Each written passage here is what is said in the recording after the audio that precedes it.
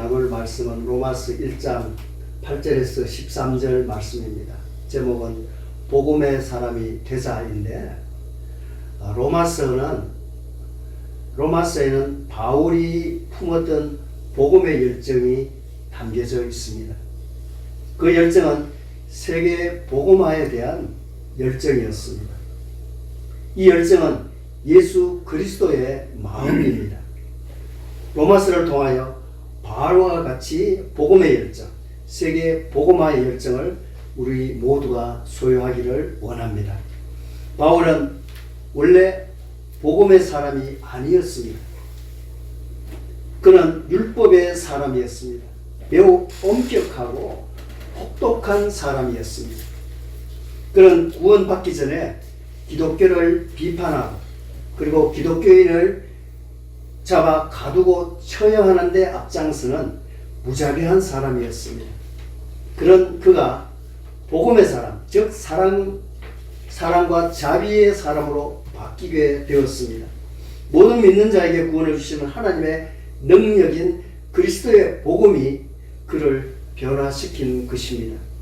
9절의 말씀대로 내가 그의 아들의 복음 안에서 내 심령으로 섬기는 하나님이라고 표현하였듯이 그는 복음의 사람이 되었습니다.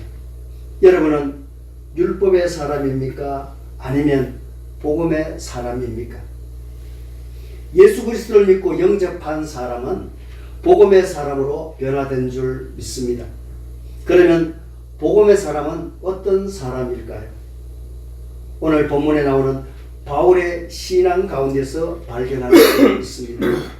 우리가 바울에게서 배울 수 있는 신앙의 자세는 모두 5가지입니다.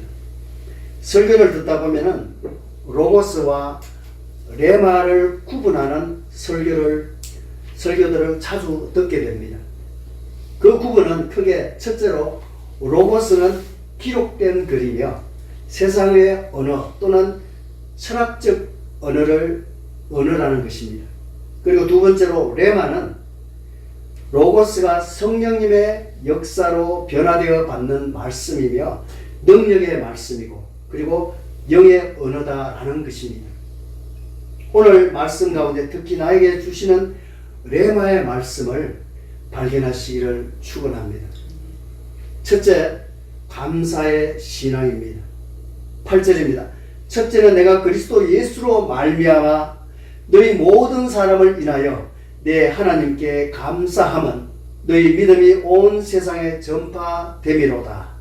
아멘. 복음의 사람은 감사하는 신앙을 가진 사람입니다. 그런데 바울은 무엇을 감사했습니까? 로마교회 성도들의 믿음이 온 세상에 전파되었기 때문에 감사드린다고 했습니다. 그런데 바울의 감사에는 독특한 표현이 있습니다. 그냥 하나님께 감사한 것이 아니라 예수 그리스도로 말미암아 하나님께 감사한다고 했습니다. 우리의 감사는 이런 구조를 가져야 합니다. 하나님께 직접 감사가 아닙니다. 예수 그리스도를 통한 감사이어야 합니다. 모든 은혜가 예수 그리스도로 인하여 주어졌기 때문에 감사도 항상 예수 그리스도 때문에 드리는 감사가 되어야 하는 것입니다. 이것이 정확한 감사입니다. 로마교회 성도들의 믿음은 곧 예수 그리스도로 말미암는 믿음이기에 예수 그리스도를 통하여 하나님께 감사를 드리는 것입니다. 히브리서 13장 15절에 이렇게 기록되어 있습니다. 이러므로 우리가 예수로 말미암아 항상 찬미 제사를 하나님께 드리자. 이는 그 이름을 증거하는 입술의 열매니라. 아멘. 그리고 고린도전서 15장 58절에는 우리 주 예수 그리스도로 말미암아 우리에게 이김을 주시는 하나님께 감사하노니 라고 기록되어 있습니다. 이제부터 여러분도 예수 그리스도로 말미암아 하나님께 감사를 드리는 저와 여러분이 되시기를 축원합니다. 아멘. 성장적인 감사는 범사에 감사하는 신앙입니다. 데살로니가전서 5장 16절로 18절에 항상 기뻐하라, 쉬지 말고 기도하라, 범사에 감사하라, 이는 그리스도 예수 안에서 너희를 향하신 하나님의 뜻이니라고 했습니다. 범사에 감사한다는 것은 기쁜 일이나 슬픈 일이나 즐거운 일이나 괴로운 일이나 좋은 일이나 굳은 일이나 할 것 없이 입술에 감사의 고백이 끊이지 않는 것입니다.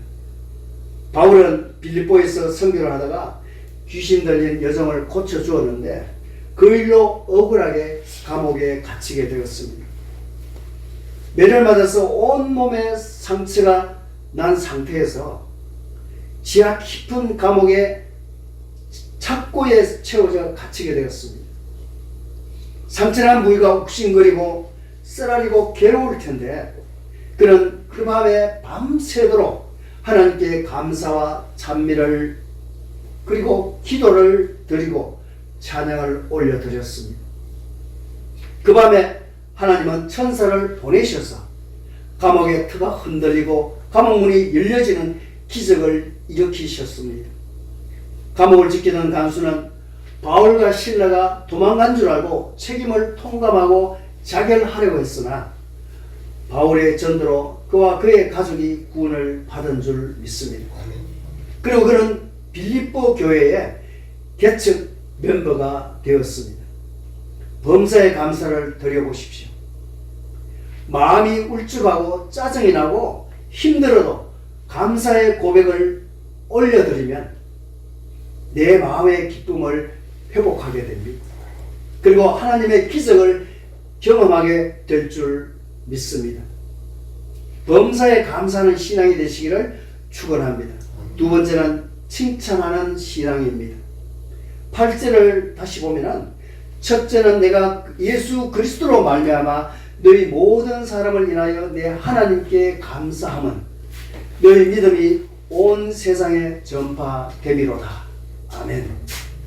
복음의 사람은 상대방을 향한 칭찬을 아끼지 않는 사람입니다. 바울의 감사에는 로마교회 성도들을 향한 칭찬의 마음이 담겨져 있습니다. 바울은 로마 성도들의 신실한 믿음이 온 세상, 즉 로마 제국 안에 있는 여러 교회들과 성도들에게 알려졌다고 칭찬했습니다. 거듭나기 전에 매우 율법적이고 그리고 비판적이었던 바울이었지만 복음의 사람이 되고 난 후에는 이렇게 칭찬의 사람으로 변화되었습니다. 칭찬의 대가는 바로 예수님이십니다. 예수님은 칭찬을 아끼지 않는 분이십니다. 성경 곳곳에 예수님의 칭찬을 찾아볼 수 있습니다. 12제자 중 하나인 안드레의 그 인도로 예수님께 나왔던 나다나엘을 향하여 이렇게 말씀하셨습니다. 예수께서 나다나엘이 자기에게 오시는 것을 보시고 그를 가리켜 가라사대 보라, 이는 참 이스라엘 사람이라 그 속에 간사한 것이 없도다라고 요한복음 1장 47절에 기록하고 있습니다. 말씀만 하시면 내 종이 낫겠습니다 라고 고백한 가버나움의 백부장을 향해서는 이렇게 말씀하셨습니다. 예수께서 들으시고 기이 여겨 쫓는 자들에게 이르시되 내가 진실로 너에게 이르노니 이스라엘 중 아무도 이만한 믿음을 만나지 못하였노라 라고 마태복음 8장 10절에 말씀하고 있습니다. 또한 자기 딸의 병을 고치기 위해서 고침받기 위해서 겸손히 떡 부스러기 은혜를 간청했던 수로보리게 여인을 향해서는 이렇게 칭찬하셨습니다. 마태복음 15장 28절입니다. 이에 예수께서 대답하여 가라사대 여자야 내 믿음이 크도다 내 소원대로 되리라 하시니 그 시로부터 그의 딸이 나으리라. 아멘. 할렐루야. 시중에 출간된 책 가운데 이런 책이 있었습니다. 칭찬은 고래도 춤추게 한다. 너무나 잘 아는 이야기이죠. 이 책에 보면 태평양에 사는 거대한 범고래가 수족관에서 멋진 시범을 보이는데 그것은 조련사의 끊임없는 칭찬 때문이라고 합니다. 조련사는 범고래가 한 동작을 성공하면은 즉석에서 칭찬하고 먹이를 상으로 줍니다. 반대로 잘못했을 때는 질책하지 않고 다른 행동으로 유도한다고 했습니다. 동물인 고래도 복음적인 칭찬으로 훈련하면 멋진 묘기를 보일 수 있는 것입니다. 감사는 내가 하나님의 기적을 경험하게 되는 능력이라면, 칭찬은 내 옆의 사람에게 기적을 가져다주는 능력이 되는 것입니다. 칭찬의 사람이 되시기를 축복합니다. 아멘. 사람들이 자녀들이 부모의 마음에 차지 않는 모습을 보여도 우리가 자녀들을 칭찬하시기 바랍니다. 배우자에게 불만이 있다 할지라도 배우자를 칭찬하시기 바랍니다. 칭찬 한마디가 복음 안에서 행복한 가정으로 만드는 것입니다. 우리 함께 고백하십시다. 따라하십시오. 나는 비판의 사람이 아닙니다. 나는 비판의 사람이 아닙니다. 복음의 사람, 칭찬의 사람입니다. 복음의 사람, 칭찬의 사람입니다. 감사합니다. 아멘. 셋째로, 중보기도의 신앙인입니다. 9절의 말씀입니다. 내가 그의 아들의 복음 안에서 내 심령으로 섬기는 하나님의 나의 정인이 되시거니와 항상 내 기도에 쉬지 않고 너희를 말하며. 복음의 사람은 중보기도를 하는 사람입니다. 바울은 로마 교회 성도들을 위해 쉬지 않고 기도했습니다. 바울이 기도해야 할 대상이 얼마나 많았겠습니까? 그럼에도 바울은 로마 교회 성도들을 위해 쉬지 않고 기도했습니다. 자신이 실제로 그렇게 하는 것을 하나님 앞에서 자신 있게 말할 수 있다고 했습니다. 중보기도를 쉬지 않았다는 것은 바울이 로마 교회 성도들을 매우 사랑했다는 것을 의미합니다. 그런데 사실 바울이 로마 교회를 개척한 것은 아닙니다. 로마 교회는 독특하게 전도자나 선교사 없이 사생적으로 세워진 교회였습니다. 그것은 오순절 마가의 다락방 사건 때 예루살렘을 방문했다가 예수님을 영접했던 해외 동포, 다시 말해서 유대인 디아스포라들이 로마로 돌아가서 자기들끼리 교회를 세웠기 때문입니다. 그래서인지 바울은 부모 없는 자식과 같은 로마 교회에 더욱 관심을 가졌던 것입니다. 이방 선교의 사명을 받은 자신에게 로마 교회를 돌볼 책임이 있다는 것을 통감한 것입니다. 그래서 바울은 자신이 직접 가기 전에 자신이 훈련시켰던 제자들을 로마 교회에 미리 보내기도 했었습니다. 바울은 로마 교회 성도들을 향한 자신의 사랑을 어떻게 실천했을까요? 바로 쉬지 않고 기도하는 것이었습니다. 우리가 서로 사랑한다면 가장 큰 사랑은 무엇일까요? 상대방을 위해서 중보기도하는 것입니다. 예수님은 이 땅에 계실 때 밤을 새워가며 세상을 위해서 기도하셨습니다. 자기 백성을 사랑하셨기 때문입니다. 예수님은 지금도 하늘 보좌 우편에 앉아서 우리를 위해서 간구하십니다. 여전히 우리를 사랑하시기 때문입니다. 새하늘과 새 땅이 열리기 전까지 자기 백성들을 모두 구원을 받을 때까지 예수님의 기도는 계속될 것입니다. 제가 목사로서 여러분을 사랑한다면 가장 큰 사랑의 표현은 무엇이겠습니까? 바로 여러분을 위해서 아침마다 쉬지 않고 기도하는 것입니다. 제가 네팔에 있으나 여기 있으나 늘 우리 서영교회를 위해서, 아름다운 서영교회를 위해서, 그리고 여러분들을 위해서 기도합니다. 우리는 다른 사람 기도를 받기만 해서는 안 됩니다. 예수님은 겟세마네 동산에서 기도하실 때 제자들에게 자신을 위해서 기도해 달라고 부탁하셨습니다. 바울은 에베소 성도들이 이렇게 기도해 달라고 부탁했습니다. 에베소서 6장 19절 말씀입니다. 또 나를 위하여 구할 것은 내게 말씀을 주사 나로 입을 벌려 복음의 비밀을 담대히 알리게 하옵소서 할 것이니. 여러분은 우리 아름다운 서영교회 공동체를 주 안에서 사랑하십니까? 그렇다면 이 공동체를 위해서 기도하십시오. 자신을 위해서 기도해 주는 사람이 많이 얻었다는 것은 은행에 많은 돈을 가지고 있는 것보다 더 마음이 든든한 것입니다. 여러분도 많은 중보 기도자를 얻으시기를 바랍니다. 또한 여러분 자신이 중보 기도자가 되시기를 원합니다. 다시 한번 입술을 열고 함께 고백하기를 원합니다. 복음의 사람은 다른 사람을 위해서 중보 기도하는 사람입니다. 다른 사람을 위해서 중보 기도하는 사람입니다. 나는 중보 기도의 사람입니다. 나는 중보 기도의 사람입니다. 할렐루야. 아멘. 자, 네 번째로는 하나님의 뜻대로 하는 신앙입니다. 10절에 보시면 어떠하든지 이제 하나님의 뜻 안에서 너희에게로 나아갈 좋은 길을 얻기를 구하노라. 복음의 사람은 무슨 일을 하든지 자기 뜻대로 하지 않고 하나님의 뜻대로 일을 해 나갑니다. 바울은 세계 복음화를 위해서 로마 선교의 소원을 품었습니다. 바울이 로마 선교를 가는 것은 하나님의 뜻이었습니다. 그러나 바울은 로마로 가는 발걸음이 철저히 하나님의 뜻 안에서 성취되기를 기도했습니다.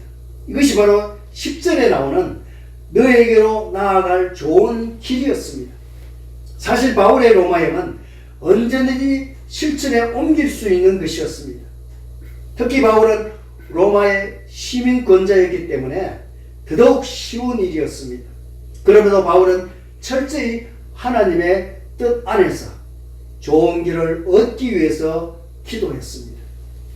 이 말씀은 하나님의 시간, 하나님의 방법, 또 하나님의 성인이 떨어지기를 기다렸다는 것입니다. 바울은 여러 차례 로마행을 시도했지만 하나님은 그때마다 허락하지 아니하셨습니다.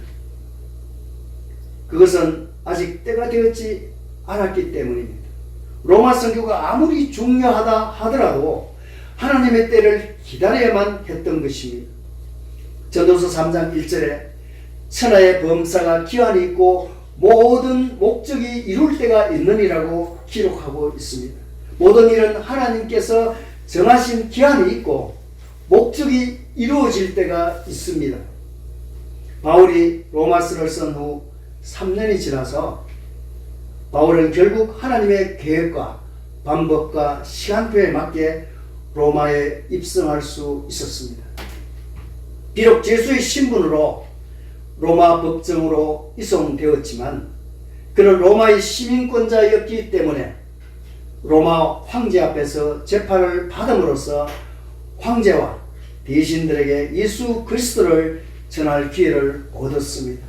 또한 그것을 계기로 많은 로마의 고관 대작들을 전도할 수 있었습니다. 그뿐 아니라 2년 동안 재판이 진행되면서 머물 수 있는 숙소와 그리고 음식과 경비원까지 제공받을 수 있었습니다. 만약 바울이 홀홀단신 개인의 몸으로 로마에 들어갔다면 그와 같은 전도의 기회가 없었을 것입니다. 많은 비용이 들었을 것입니다. 얼마나 놀라운 일입니까? 여러분 마음속에 하나님이 주신 아름다운 소원이 있으십니까? 눈을 감아도 눈을 떠도 그 소원이 식지 않으십니까? 기도하며 기다리십시오. 주님보다 앞서가지 마십시오. 내가 앞서가면 반드시 후회하게 되어 있습니다. 하나님이 이끄시는 일이 아니면 결국 모래 위에 지은 집이 되고 마는 것입니다. 우리는 이미 뼈아픈 경험들을 하나 둘씩 가지고 있습니다. 범사의 기한이 있습니다. 하나님이 정하신 때가 있습니다. 아무리 우리가 계획을 하고 추진을 하여도 그 걸음을 인도하는 자는 바로 여호와이십니다. 저는 어떤 소원을 놓고 기도할 때 시편 37편 4절 5절 말씀을 많이 고백합니다. 우리 함께 한번 찾아볼까요? 시편 37편 4절 그리고 5절 말씀, 우리가 많이 듣고 아는 말씀입니다. 우리 한 목소리로 한번 읽어보겠습니다. 시작. 또 여호와를 기뻐하라. 제가 내 마음의 소원을 이루어 주시리로다. 너의 길을 여호와께 맡기라. 저를 의지하면 저가 이루시고. 아멘. 다시 한번 우리가 고백하길 원합니다. 나는 복음의 사람입니다. 나는 복음의 사람입니다. 하나님의 뜻대로 행합니다. 하나님의 뜻대로 행합니다. 하나님의 때를 기다립니다. 하나님의 때를 기다립니다. 아멘. 아멘. 마지막 5번째로 나눠주기를 기뻐하는 신앙입니다. 11절을 보시면 내가 너희 보기를 심히 원하는 것은 우선 신령한 은사를 너희에게 나눠주어 너희를 권고케 하려 함이니. 이어서 12절 말씀입니다. 이는 곧 내가 너희 가운데서 너희와 나의 믿음을 인하여 피차 안위함을 얻으려 함이라. 아멘. 복음의 사람은 나눠주기를 기뻐하는 사람입니다. 바울은 나눠주기를 기뻐하는 사람이었습니다. 바울은 돈이 많은 사람이 아니었습니다. 바울이 노래를 잘하는 사람이 아니었습니다. 바울이 그림을 잘 그리는 사람도 아니었습니다. 그러나 바울에게는 다른 사람과 나눌 만큼 풍성한 것이 있었습니다. 그것은 예수 그리스도 안에서 주시는 신령한 은사였습니다. 그는 신령한 은사를 로마 성도들에게 나눠주고 싶었습니다. 그들의 신앙을 견고히 세워주고 싶었습니다. 혹시 여러분은 나눠줄 것이 없다고 생각하십니까? 그렇지 않습니다. 우리는 예수 그리스도 안에서 하늘에 속한 모든 신령한 복을 받은 사람입니다. 아멘. 베드로는 이 비밀을 깨달은 사람이었습니다. 그가 예루살렘 성전에 기도하러 올라갔다가 성전 미문에 앉은 안전뱅이가 구걸하는 것을 보았습니다. 베드로는 그에게 무엇을 주었습니까? 내가 은과 금이 없거니와 내게 있는 것으로 내게 주노니 나사렛 예수의 이름으로 걸어라. 이렇게 했습니다. 안전뱅이는 벌떡 일어났고 하나님을 찬양하였습니다. 우리는 아무리 가진 것이 없는 사람이라고 할지라도 내게는 가장 귀한 보물인 예수 그리스도가 있습니다. 할렐루야. 우리는 모든 것을 가진 사람이 아닙니다. 하지만 가만히 살펴보면 다른 사람보다 더 많이 가진 것이 분명히 있습니다. 어떤 분은 돈을 조금 여유있게 가졌습니다. 어떤 분은 같은 재료라도 음식을 맛있게 하는 은사를 가졌습니다. 어떤 분은 그 사람만 있으면 모두 재밌어 하는 말의 재치를 가졌습니다. 어떤 분은 미소 짓고 앉아만 있는 것만으로도 다른 사람에게 위로를 주는 분이 있습니다. 어떤 분은 찬양을 하면 은혜를 주는 분이 있습니다.